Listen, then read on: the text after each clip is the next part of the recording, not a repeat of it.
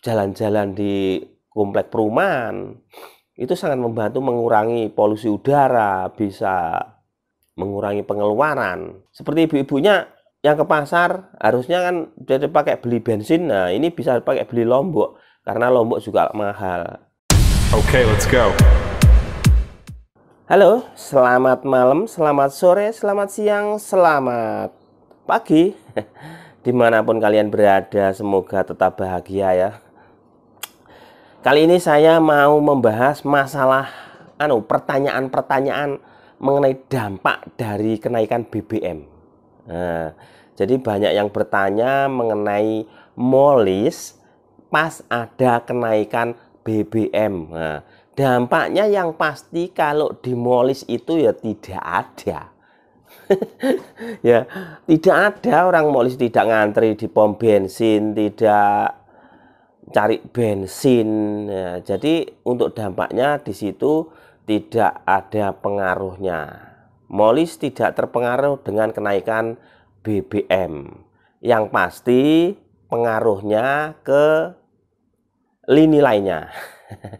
Contohnya apa Bang? Ya, contohnya ya UMKM, UKM menjerit karena biaya transportasinya, misalnya pengiriman pasti meningkat. Kenapa? Karena contohnya Pertalite saja sekarang ini sudah 10.000 di pom bensin.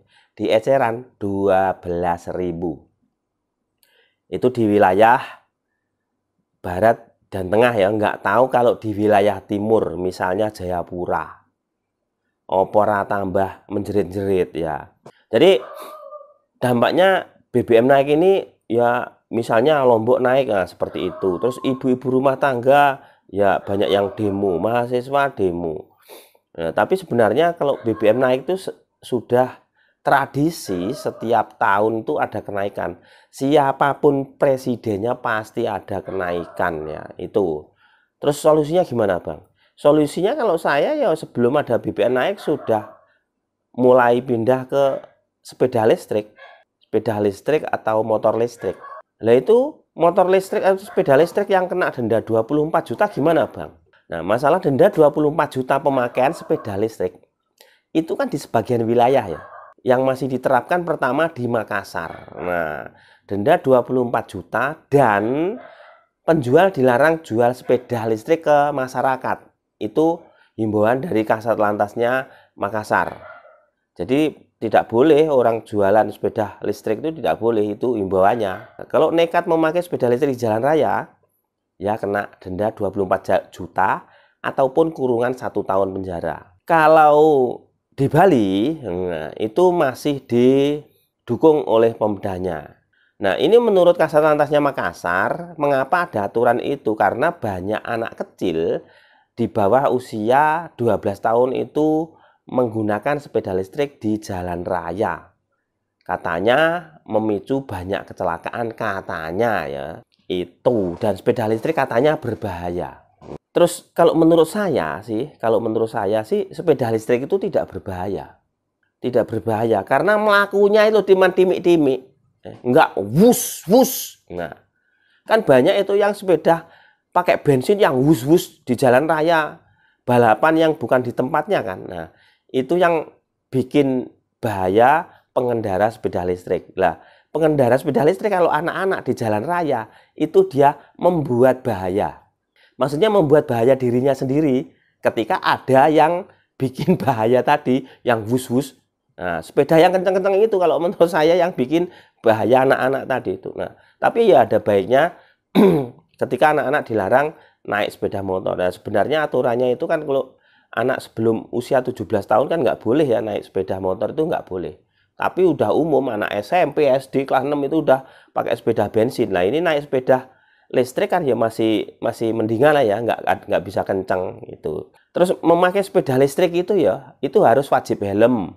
Terus minimal 12 tahun. Itu tidak boleh angkut penumpang, tidak boleh modifikasi, tidak boleh di jalan raya. Harus di jalurnya. Harus patuhi aturan berlalu lintas. Itu harus ngerti. Untuk syarat-syarat dasarnya sepeda listrik itu sebenarnya ya, syarat dasarnya itu sepeda listrik yang benar itu adalah mempunyai lampu utama, reflektor belakang, rem fungsi dengan baik, reflektor kanan kiri, bel atau klakson, terus maksimal larinya sepeda listrik itu 25 km per jam. Nah itu kalau dimodif, nah yang modif ini kena denda 24 juta atau kurungan setahun penjara. Itu menurut undang-undang dan sudah diatur di pasal-pasalnya. Udah sering saya bahas ya. Sebenarnya kalau sepeda listrik ini sangat membantu ibu-ibu, membantu adik-adik kita yang mau les atau mungkin jalan-jalan di komplek perumahan. Itu sangat membantu mengurangi polusi udara, bisa mengurangi pengeluaran. Seperti ibu-ibunya yang ke pasar harusnya kan jadi pakai beli bensin, nah ini bisa pakai beli Lombok karena Lombok juga mahal. Itu kalau menurut saya. Ngopi dulu guys, biar lancar ngomongnya. Bismillahirrahmanirrahim. Tapi ya di sebagian wilayah itu memang dilarang. Pertama Makassar, kedua Kalteng, berikutnya Banten. Nah, untuk anak-anak yang di bawah 12 tahun itu memang belum boleh. Ya kalau minimal 12 tahun sampai 15 tahun itu harus dalam pengawasan orang tua. Atau orang dewasa lah ya. Pengawasan orang dewasa. Dan sepeda listrik ini sendiri juga diatur dalam undang-undang itu ya tidak boleh dipakai di jalan raya. Tapi di jalan yang sudah ditentukan. Misalnya tidak boleh digunakan di jalan raya yang tidak memiliki jalur khusus.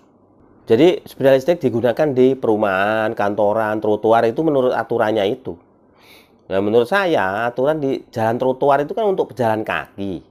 Nah kalau dipakai sepeda listrik, terus kemana nanti pejalan kakinya? Ya itu. Aturannya itu memang masih tumpang tindih ya, tumpang tindih alias nggak sinkron dari pusat turun ke bawah itu belum sinkron.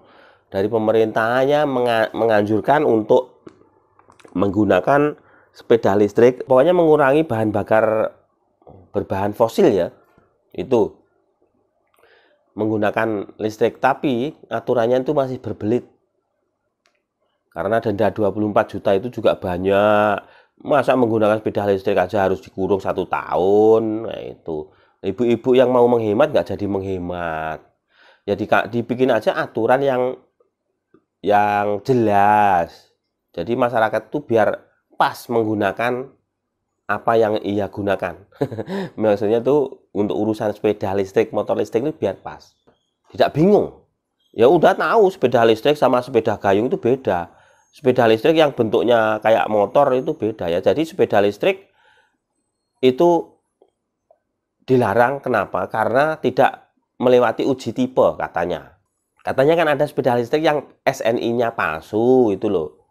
Ya itu mungkin itu bukan penjualnya yang dilarang ya, tapi dari produsennya, dari distributornya itu sebenarnya itu bukan salah yang membeli itu ya, salah ya, dari pemalsuannya itu SNI-nya, dari yang bikin sebenarnya itu.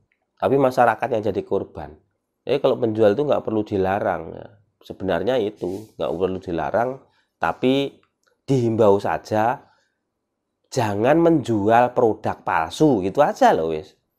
Jadi menjual jangan dilarang menjual sepeda listrik, tapi dihimbau jangan menjual produk palsu ke masyarakat. Nah, enak kan? Enak menurut saya. Enak. Masyarakat sendiri juga tenang gitu. Itu ya, pokoknya hari-hari ini masih membahas sepeda listrik. Saya belum membahas jamu-menjamu. Sebenarnya ada banyak itu yang jamu-menjamu yang belum dibahas, tapi masih membahas sepeda listrik karena ada banyak pertanyaan, banyak dampak dari BBM, kenaikan BBM. Oh ya, ada lagi yang bertanya lagi. Komen ini, bertanya ya. Ya komen ya bertanya. Bang, apa benar itu STN itu samsatnya cuma habis 20.000? Kan belum macam-macam, belum bengek yang asuransi yang bla bla bla bla. Itu ya Bang, itu sudah terbukti loh Bang. Kok masih protes ya? Itu nadanya kan ada protes juga itu. Benar, itu sudah terbukti bahwa samsatnya memang cuma 20.000 situ itu aja. Kalau mau lewat calo ya berarti kena uang tambahan di calo. Jadi sepeda listrik itu macam-macam. Ada yang 20.000, ada yang 15.000, ada yang 19.000 samsatnya Bang. Itu udah bener.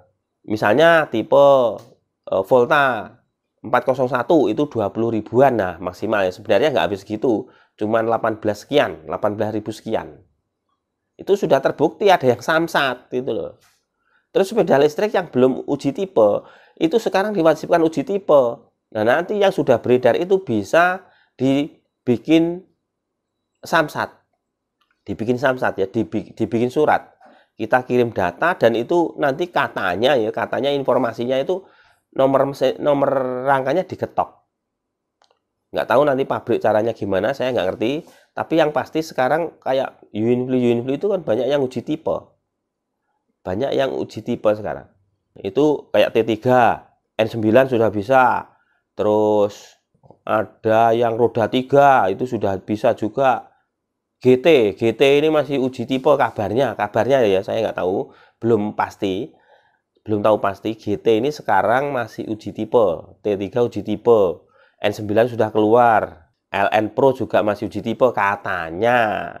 Itu ya Bang jawaban saya mengenai sepeda listrik, dampaknya dan syarat-syaratnya sepeda listrik seperti itulah. Jadi dampaknya sepeda kenaikan BBM sangat banyak. Dampaknya ke orang-orang yang tidak memakai sepeda listrik yang biasanya riwa-riwi. Misalnya orang sekarang itu ya jaraknya deket aja sekarang itu pakai sepeda loh. Nggak kayak dulu jalan kaki, nggak. Sekarang pakai sepeda bensin.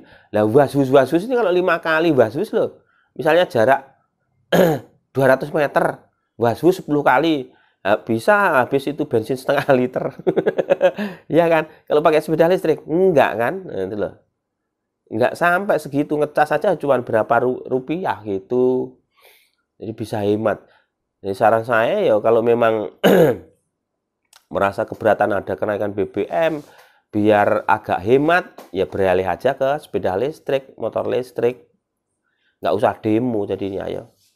Demo juga percuma, paling-paling nanti juga tetap naik.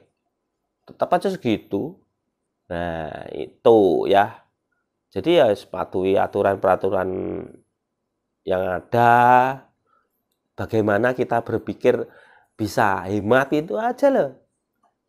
Sepeda listrik itu mudah perawatannya, benar mudah. Sepeda listrik itu mudah perawatannya,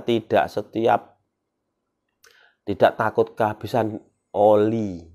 Tidak setiap bulan servis, tapi juga harus diperhatikan itu perawatan misalnya kayak rem, terus restart akinya, kayak beser diperhatikan. Kalau di jalan raya nggak pakai beser, ya bahaya dong. Semua itu pilihan ya. Sepeda listrik itu ada yang baterainya litium dan ada yang SLA. SLA itu baterai kering sebenarnya. SLA itu aki kering tuh loh. Kalau litium ya kayak HP tapi versinya besar. Litium itu mudah panas, kalau SLA tidak mudah panas. Litium itu pengisiannya padat, kalau SLA enggak. Jadi misalnya gini, kita pakai sepeda listrik Speed 3 diangkat Newt. Nah, kalau pakai litium ini persenannya baterai ini nggak berkurang. Tapi kalau SLA bisa langsung turun, ngedrop gitu. Ya, semuanya pilihan mau pakai SLA mau litium itu pilihan. Yang jelas mahalan litium. Oke ya, itu informasinya. Dampak BBM naik terhadap molis itu apa? Dampaknya nggak ada dampaknya.